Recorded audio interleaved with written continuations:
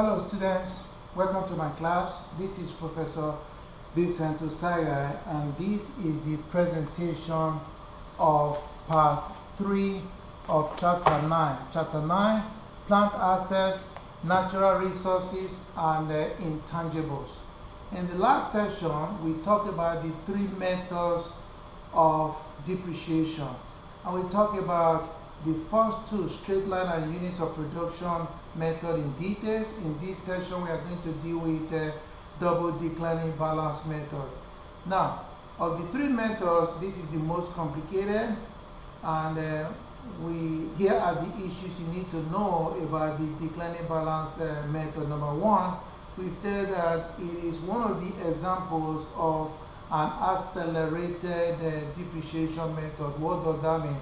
That simply means that the total depreciation that we are going to write off over the useful life is being accelerated at the beginning or in the initial years.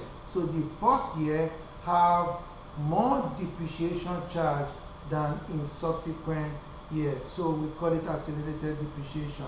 So look at the second bullet. It says more depreciation expense early in an asset's life.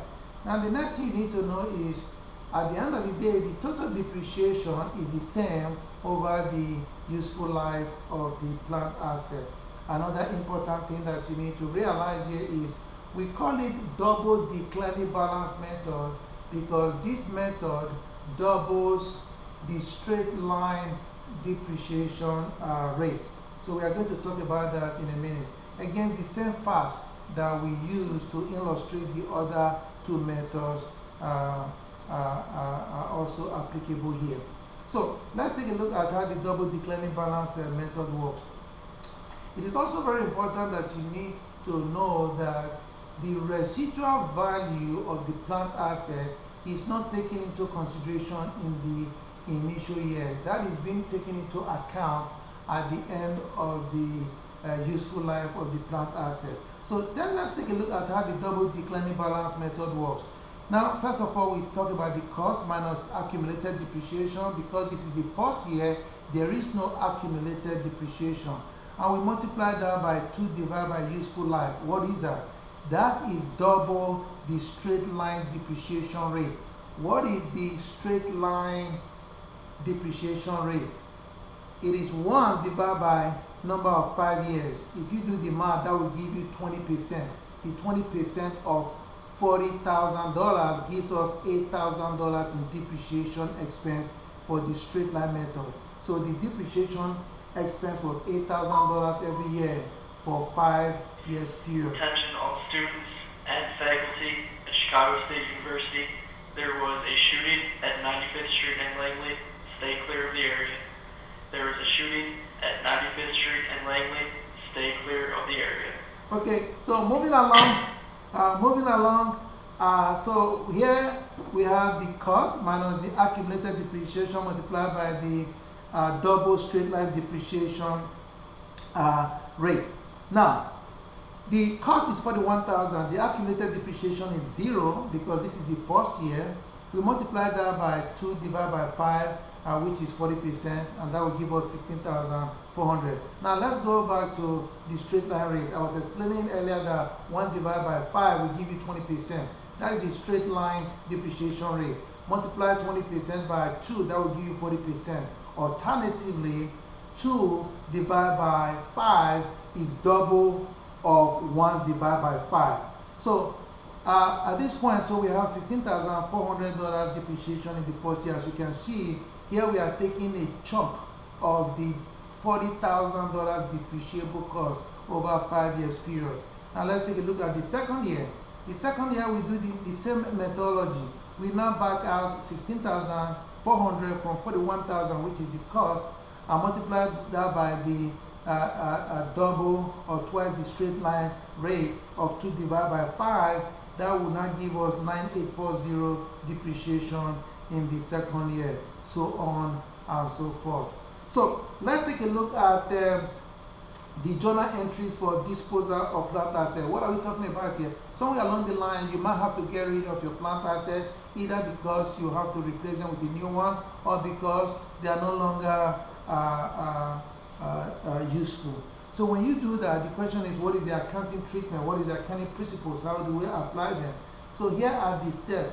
First of all, you have to bring up depreciation up to date. What are we talking about here? Remember the example that we just illustrated using the straight line method? The depreciation expense for 1 year was 8,000. So if you are getting rid of the plant asset at the middle of the year, then you need to calculate $4,000 depreciation at that point. So that is what we mean by bring depreciation up to date. Number two, you need to remove the original cost of the assets and the related accumulated depreciation from the books. What does that mean? If the plant asset was originally debited for 10,000, because you are getting rid of it, you need to credit it for 10,000 so that you can zero it, so that you can zero out that account. Same thing for the accumulated depreciation, which is the contra account. That needs to be debited for whatever the balance is in order to zero it out. Then you record any cash you receive, and we say that the difference between the book value and the cash received is either a gain or a loss. We are going to explain that in a minute. So let's move along and let's take a look at the application of the principles that we just talked about. Now, here is example number one. This company got rid of equipment that originally cost $10,000. The accumulated depreciation is also $10,000. So this equipment obviously is fully depreciated, all right? So here is the journal entry. We debit accumulated depreciation because accumulated depreciation has a normal credit balance. We debit it to get rid of it, and we credit equipment which has original debit balance to also get rid of it. So that is the journal entry for getting rid or discarding plant asset that is fully depreciated. So let's take a look at example number two. In this case, the asset is not fully depreciated. So let's take a look at it. Number one. Number two, we are also getting rid of the asset at the plant asset at the middle of the year. So let's take a look at the first year. The accumulated depreciation 8,000, annual depreciation is $1,000. So because we are getting rid of it at the middle of the year, the rule said that the first thing we need to do is to update depreciation. So half of 1,000 is 500. So we are going to debit depreciation expense for the first 6 months for 5,000 and a credit accumulated depreciation for 500. I hope I didn't say 5,000. A debit depreciation expense for 500 and credit accumulated depreciation for 500. Now, the second thing we need to do is to get rid of the plant asset and the related accumulated depreciation from our books. How do we do that? So we debit accumulated depreciation, which has a normal credit balance. We debit it to get rid of it, and we credit equipment for 10,000 to also get rid of equipment in our books.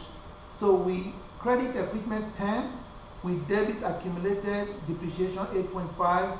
So the difference of 1,500 is the loss on the equipment. Another way of obviously the difference of $1,500 is a debit in order to balance the equation. So that's a loss. If it's a credit, then of course that would be a gain. In other words, another way of calculating the 1,500 obviously is, in this case, the remaining book value is $1,500, and that is basically it, because we are not getting anything for getting rid or discarding this equipment. Now let's take a look at example 3. Here we are selling the equipment. In this case, we are able to sell the equipment for $4,000. Original cost is $10,000 and the accumulated depreciation is $8,000. So again, we are getting rid of it in the middle of the year, so we have to update or bring depreciation up to date. So again, we do that. We debit depreciation expense for 500 and credit accumulated depreciation for 500.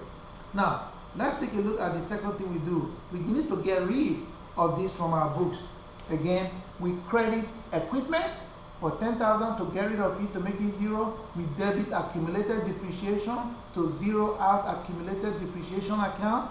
Now, of course, we debit cash for $4,000 because we received $4,000 for selling the equipment. Now, the $2,500 difference is a credit. So that is what we call plug-in figures. So we credit $2,500 and we credit an account called gain on sale of equipment. Now, another way of determining the $2,500 is to calculate the book value. How do you calculate the book value? The book value is the cost of the equipment or plant asset minus the accumulated depreciation. In this case, as you can see, the original cost is $10,000. The accumulated depreciation is $8,500. So that difference is $1,500. So the book value is $1,500. And we are selling it for $4,000. So we are able to sell it $2,500 more than the book value. Another name for the book value is carrying value, meaning in our books we are carrying the asset for $1,500 because original cost is $10,000, accumulated depreciation is $8,500, the difference is $500. So we wind up selling it $2,500 more than the book value, and that results in a gain of $2,500. So that would conclude the part 3 of chapter 9 presentation.